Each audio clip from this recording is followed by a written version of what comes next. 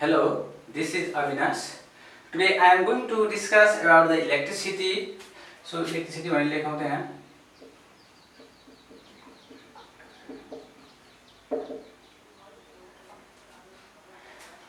So electricity भनेको physics को एउटा largest branch हो. This is applicable for the both the class 11 and class 12.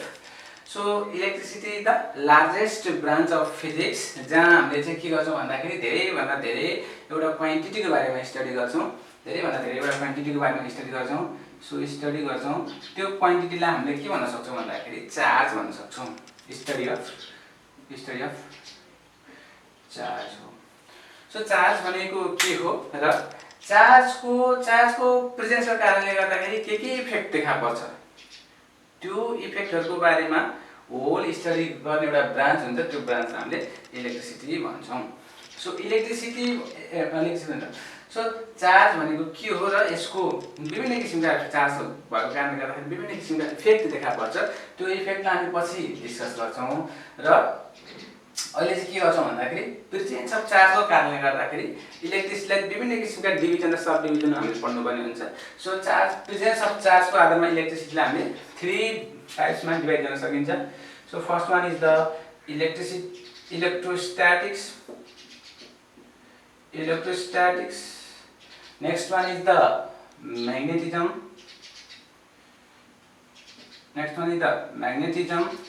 So another one is the electromagnetic wave.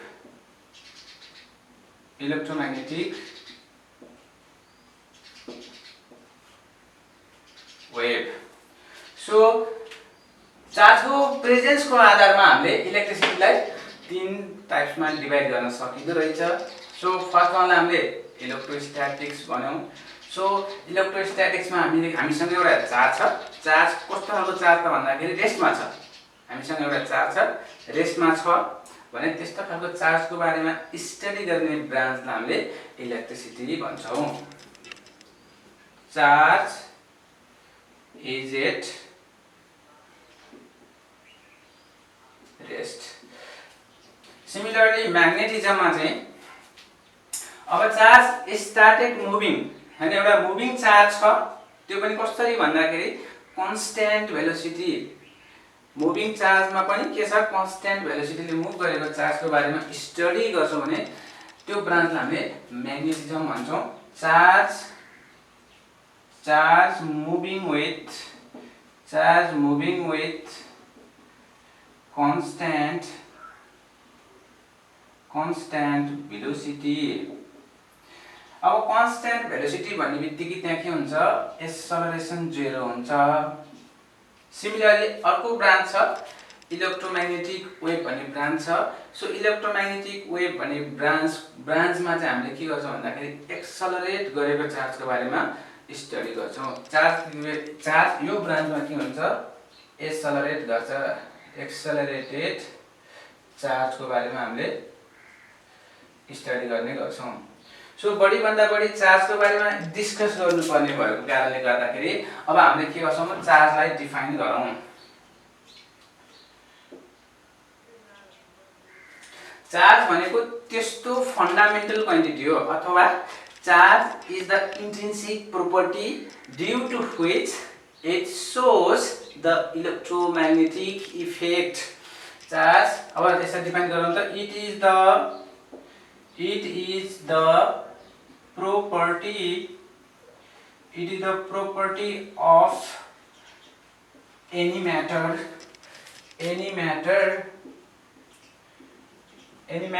due to which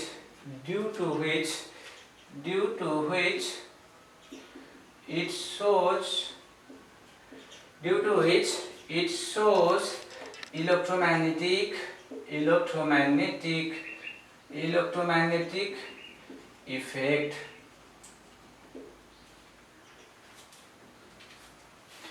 matter को त्यस्तो property हो जसले गर्दाखेरि इलेक्ट्रोम्याग्नेटिक इफेक्ट शो गर्छ.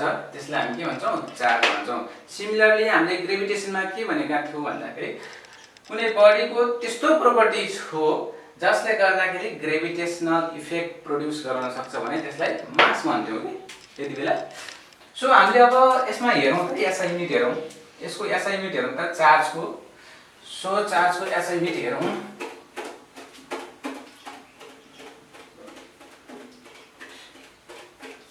सो एसआई युनिट, चार्जको एसआई युनिट हामी coulomb भन्छौँ, जसलाई सीले इन्डिकेट गर्न सकिन्छ। सिमिलरली यसको सिजिएस युनिट हेरौँ त, यसको सिजिएस युनिट हेरौँ। सिजिएस युनिटलाई हामीले electrostatic unit, electrostatic unit, electrostatic unit or slash stat coulomb पनि भन्न सकिन्छ। यसलाई यस्तो गरौँ न, यसलाई इएसयु भनौँ, यसलाई इएसयु भनौँ र स्ट्याट कुलम, स्ट्याट कुलम पनि भन्न सकिन्छ। अब हामीले एसआई र सिजिएस को बीचमा रिलेसन खोजौँ त 1 कुलम भनेको हामीले के हुन्छ भन्दाखेरि 3 × 10⁹ स्ट्याट कुलम अर इएसयु भन्ने हुन्छ। 1 कुलम भनेको 3 × 10⁹ इएसयु हुन्छ। सो हामीले यो रिलेसन हेरिसके पछाडि अब हामीले के छ भन्दाखेरि एउटा बडी छ, एउटा बडी सपोज गरौँ, त्यो बडी भनेको लार्ज नम्बर अफ एटम्सबाट बनेको हुन्छ। सो त्यो एटमहरु मध्ये एउटा एटमलाई हामीले सपोज गरौँ भने, ल एउटा एटम सपोज गरौँ, एउटा एटमको के हुन्छ भन्दाखेरि सेन्टरमा एउटा डेन्स पोजिटिभली चार्ज पार्टिकल रहेको हुन्छ, जसलाई न्यूक्लियस भन्न सकिन्छ। र त्यसको पेरिफेरीमा के हुन्छ, इलेक्ट्रोनहरु रहेको हुन्छ। सेन्टरमा डेन्स पोजिटिभली चार्ज पार्टिकल रहन्छ, त्यसलाई न्यूक्लियस भन्न सकिन्छ। र यसको पेरिफेरीमा के हुन्छ, इलेक्ट्रोनहरु रहेको हुन्छ। सो यो न्यूक्लियसमा पनि के हुन्छ, दुईवटा फन्डामेन्टल एलिमेन्टरी पार्टिकल रहेको हुन्छ, त्यसलाई प्रोटोन, एउटालाई न्यूट्रोन भन्न सकिन्छ। सो हामीले यो हेर्ने हो भने, यसरी हेर्ने हो भने हामीले कुन चार्जमा कुन चार्ज हैन, चार्ज कस्तो किसिमको र कति एमाउन्टको छ भन्ने हामीले यहाँ हेर्न सक्छौं। सो इलेक्ट्रोन हेरौँ त, यहाँ इलेक्ट्रोन भनेर हेरौँ त, इलेक्ट्रोनलाई हामीले ई माइनस ले इन्डिकेट गरौँ। ई माइनस इन्डिकेट गराएको पछाडि के हुन्छ, इलेक्ट्रोन जहिले पनि के हुन्छ, नेगेटिभली चार्ज पार्टिकल हो, त्यही भएर माइनस। यसको भ्यालु कति हुन्छ भन्दाखेरि 1.6 × 10⁻⁻19 कुलम। सिमिलरली फर प्रोटोन, प्रोटोनलाई पी ले इन्डिकेट गर्न सकिन्छ। प्रोटोन भनेको जहिले के हुन्छ, पोजिटिभली चार्ज पार्टिकल हो, त्यही भएर यसमा पोजिटिभ 1.6 × 10⁻⁻19 भ्यालु सेम हुन्छ।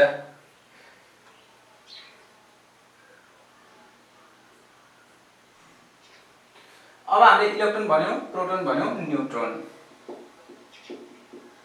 न्यूट्रोनलाई यहाँले इन्डिकेट गर्न सकिन्छ। यो भनेको के हुन्छ,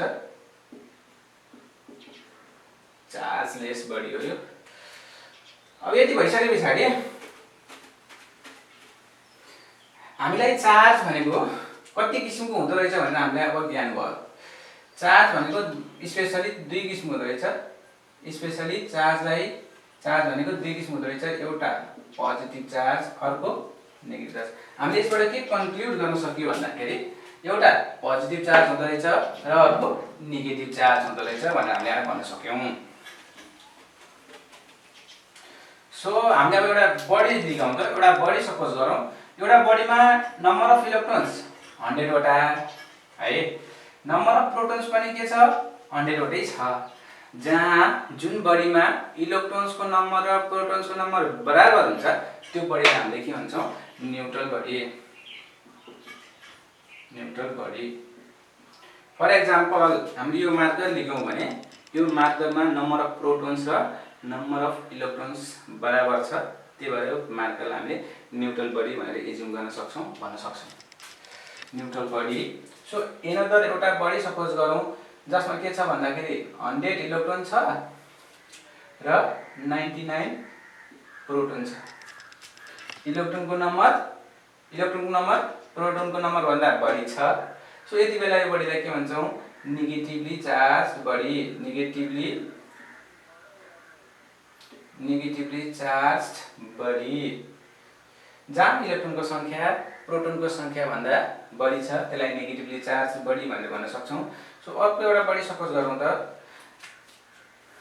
यहाँ 99 इलेक्ट्रोन छ र 100 प्रोटोन छ।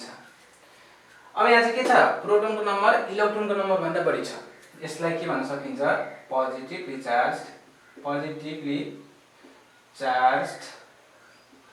चार्ज बढी भनेर भन्न सक्छौं। सो अब यसबाट के देखियो त भन्दाखेरि हामीले पोजिटिभ चार्ज र नेगेटिभ चार्ज कसरी आउँदो रहेछ भने, पोजिटिभ चार्ज हुनलाई चाहिँ के हुनुपर्छ भन्दाखेरि नम्बर अफ प्रोटोन्सको नम्बर जहिले पनि नम्बर अफ इलेक्ट्रोन्स भन्दा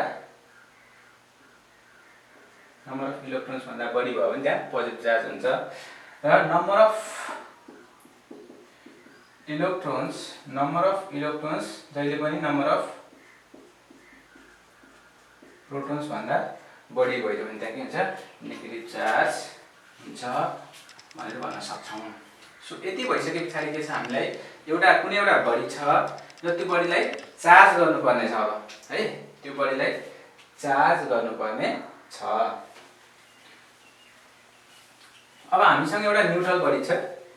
सो अब न्यूट्रल बडीलाई कसरी चार्ज गर्ने भनेर हामीले सोच्नु पर्यो। कुनै एउटा न्यूट्रल बडीलाई हामीसँग कुनै एउटा न्यूट्रल बडी एज्युम गर्यो भने त्यो बडीलाई चार्ज गर्ने भेरियस मेथड छ। तर हामीले यहाँ तीनटा मेथडबाट हामीले बडीलाई चार्ज गर्छौं। सो त्यो चार्ज गर्ने तीनटा मेथड मध्ये पहिलो मेथड चाहिँ हामीलाई के भन्छौं, friction. The first method is friction. This is the easiest method to charge a neutral body. This is the method of charging. Method of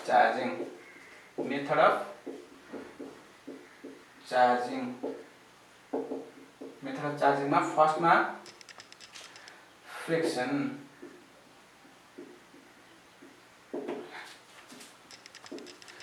यो फ्रिक्सन भन्ने मेथड भनेको के हो भन्दाखेरि एकदमै इजिएस्ट मेथड हो।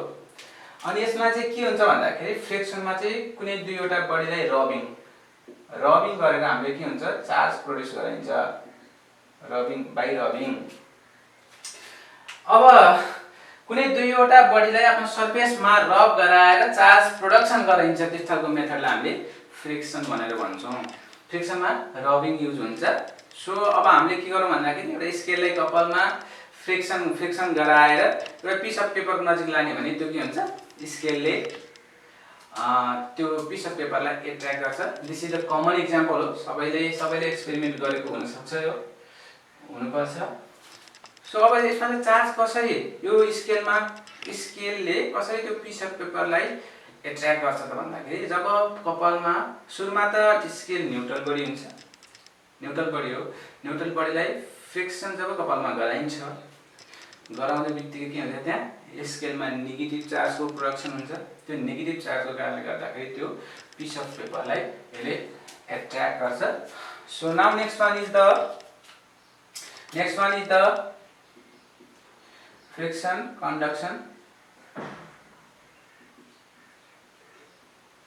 कन्डक्सन भने के भन्दाखेरि कुनै दुईवटा बडी, एउटा न्यूट्रल बडी र अर्को एउटा चार्ज बडीलाई कन्ट्याक्टमा ल्याएर त्यो न्यूट्रल बडीमा चार्ज प्रोड्युस गर्न सकिन्छ भने त्यसलाई हामीले कन्डक्सन भन्छौं। यहाँ हेरौँ त, एउटा चार्ज बडी सपोज गरौँ CHARG चार्ज बडी, यो चार्ज बडी छ। सो अर्को एउटा अनचार्ज हैन, न्यूट्रल बडी भनौँ न, न्यूट्रल बडी छ। जब यो दुईवटा बडीलाई कन्ट्याक्टमा ल्याइन्छ, र दुईवटा बडीलाई कन्ट्याक्टमा ल्याइन्छ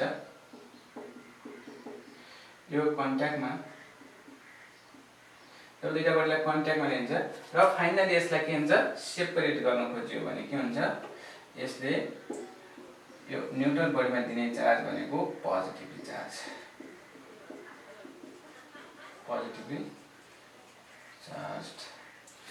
सो यदि न्यूट्रल बडी लिग्यौं, एउटा हामीले न्यूट्रल बडी लिग्यौं र त्यसलाई पोजिटिभ चार्ज भएको बडीसँग कन्ट्याक्टमा राख्यो भने त्यसले के चार्ज जेनेरेट गर्दो रहेछ, पोजिटिभ चार्ज जेनेरेट गर्दो रहेछ न्यूट्रल बडीमा।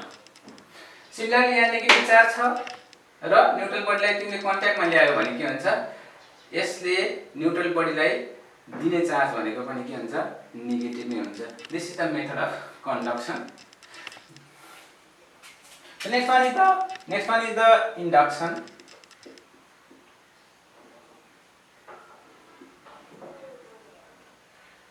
So induction भनेको कसैलाई इन्ड्युस गराउनु, कसैलाई कम्पेल जस्तै गराउनु चार्ज जेनेरेट गर्नको लागि। सो त्यो कसरी हुन्छ त अब हामीले हेरौँ है त। त्यो कसरी हुन्छ अब हामीले हेरौँ है त। कसरी हुन्छ हामीले हेरौँ। एउटा चार्ज बढी छ, यो चार्ज बढी हो र अर्को एउटा न्युट्रल बडी छ, यसलाई न्युट्रल बडी भन्न सक्छौँ।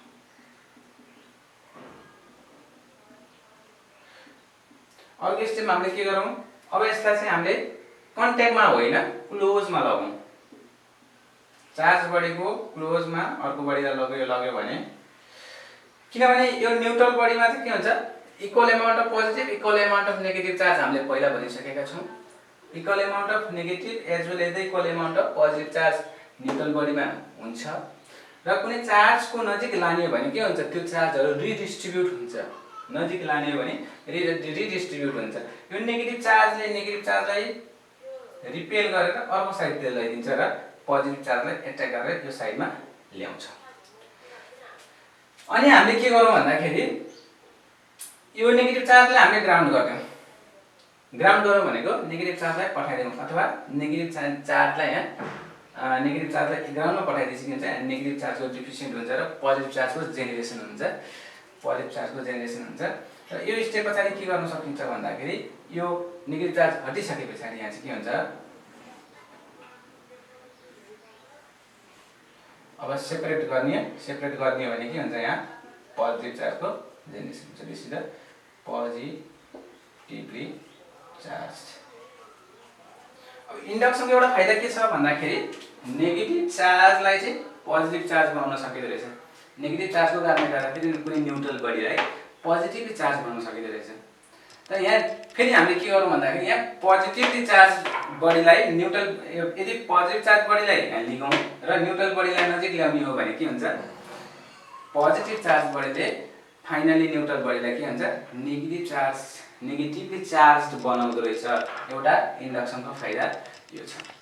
कन्डक्सनमा के थियो भन्दाखेरि पोजिटिभ चार्जले न्युट्रल बडीलाई पनि पोजिटिभली चार्ज बनाउँछ र नेगेटिभ चार्ज छ भने त्यसले न्युट्रल बडीलाई नेगेटिभ चार्ज नै बनाउँथ्यो।